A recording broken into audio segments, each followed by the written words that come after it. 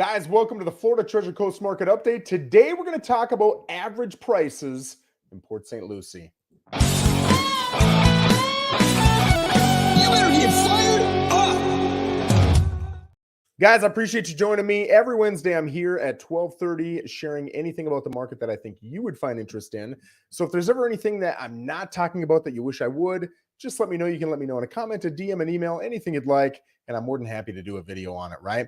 So today we're going to talk about a couple things. I'm going to share what's called the MLS here on my screen in just a second, and you're going to be able to see the tool, here it is, that realtors use to determine the value of a different property. If you're a buyer looking up homes and you want background information or documents or contact info or to schedule an appointment or whatever, this is the tool that a realtor is using to be able to get that information to you or schedule that appointment for you, right?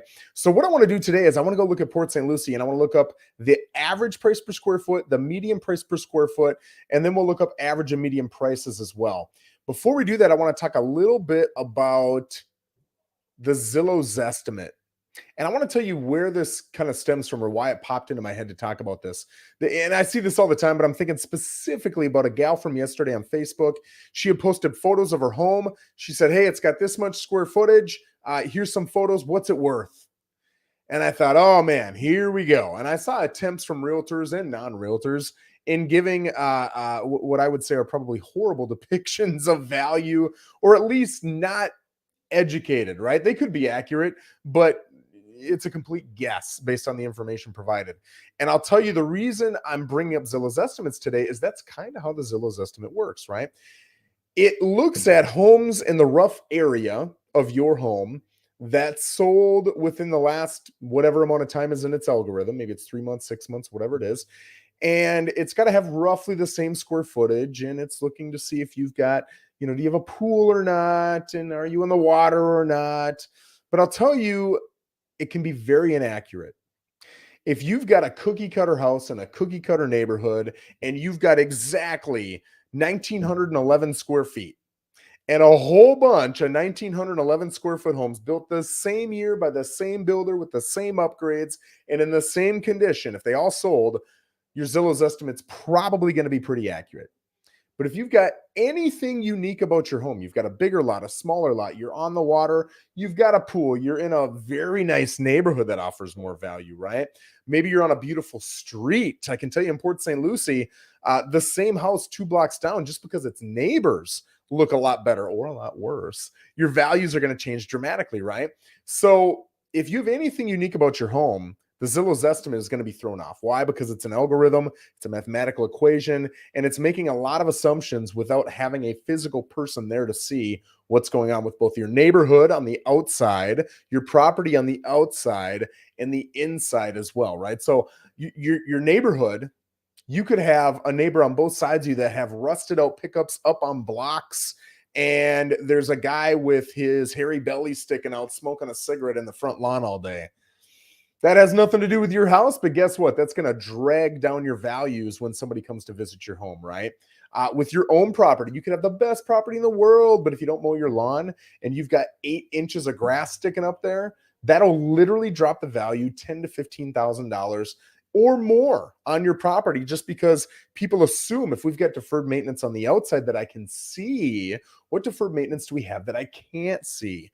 And it scares you from, I wouldn't even say scares you. I would say it dullens that excitement that a lot of people have, that sellers want you to have when you first see that property and in getting that strong offer. If you're really excited, you don't want to lose the property, you don't want to risk it, you want this one, you're going to come in with a strong offer. If they've got reasons to pull away from that excitement, your offers instantly go down, right? And then on the inside, of course, Zillow doesn't necessarily know if you've got chrome molding or not. They don't know if there's carpet or tile. They don't know if the carpet's pulling away from the seams or if it's, beautiful carpet. They don't know if you've got smoke smell inside the house. They don't know any of that. So a lot of times it's a guess, right?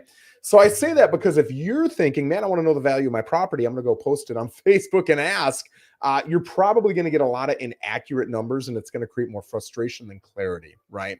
What you want to do, and it's free, is ask a realtor to come in and give you a market analysis. It's free. You might have to deal with a sales pitch. You might have to deal with a follow-up text or a phone call. It is what it is, but you're getting a free evaluation, right? They should be able to leave some sort of paperwork or something tangible that allows you to remember that, look at it, refer to it, whatever it is.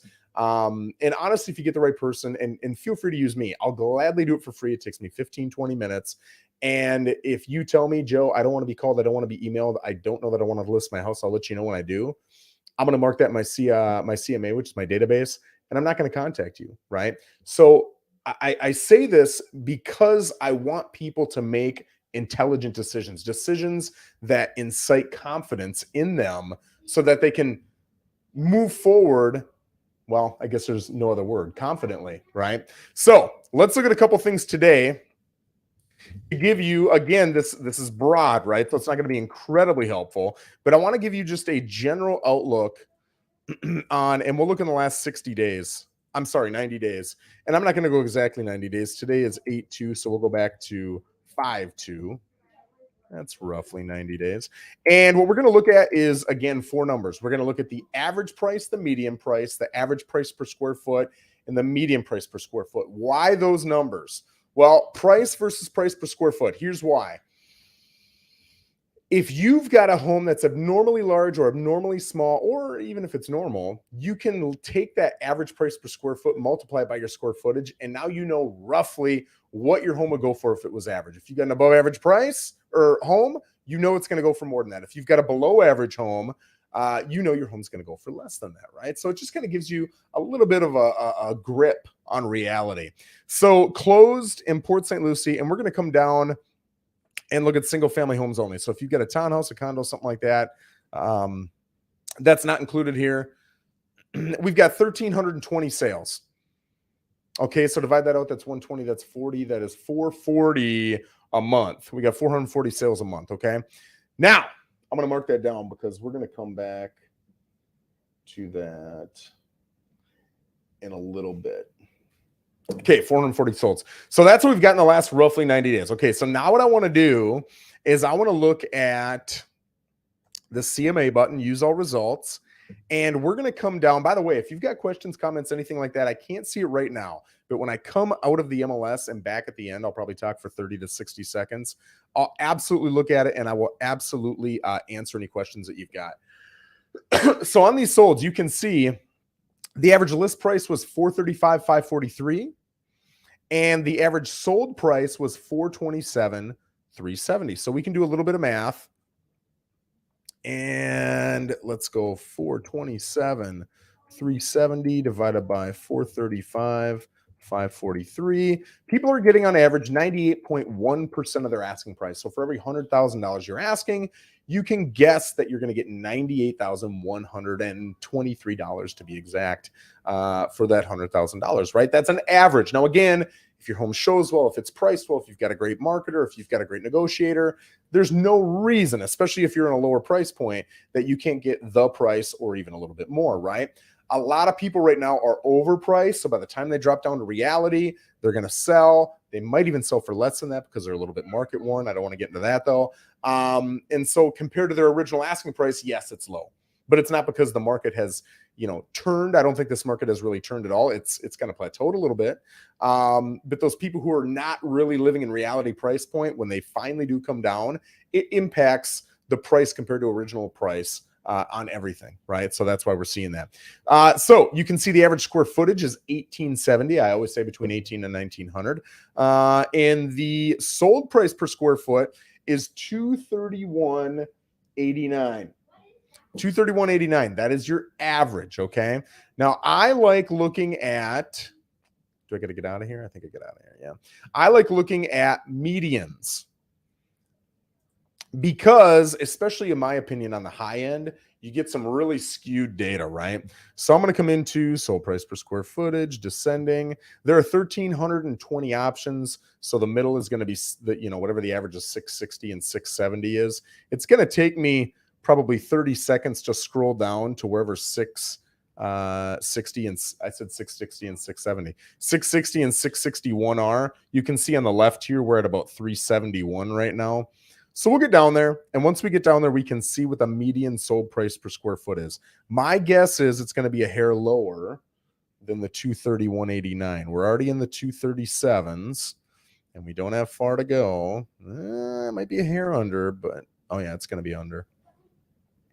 So what I say, 61 and 662. So it's right here. So 225.52, 250, 25.46. So that's 225.49 is your median. Okay. So what that should tell you is if you're in Port St. Lucie right now and you have the most average home on the market, you're going to sell for roughly, let's just say $225 per square foot. If you've got something phenomenal about your home, you're going to sell for more. And if you've got something detracting, maybe deferred maintenance, you've got an older roof, something like that, you can assume that you're going to get less than that. So let's go back to that average square footage that we saw, right? 1870 and multiply it by the 225.49. You're looking at 421,666 for an average 1,870 square foot home. Interesting, right? Now, price-wise, we're going to do the same thing, but I'm going to have to restart from the top. And we want to look at that 660th / 661st option. That's going to give us our median price, so we can compare it to that average that we had. Again, I think it's going to be a little bit lower than the average. And the reason I think the medians are always a little bit lower is because what's the word I'm looking for?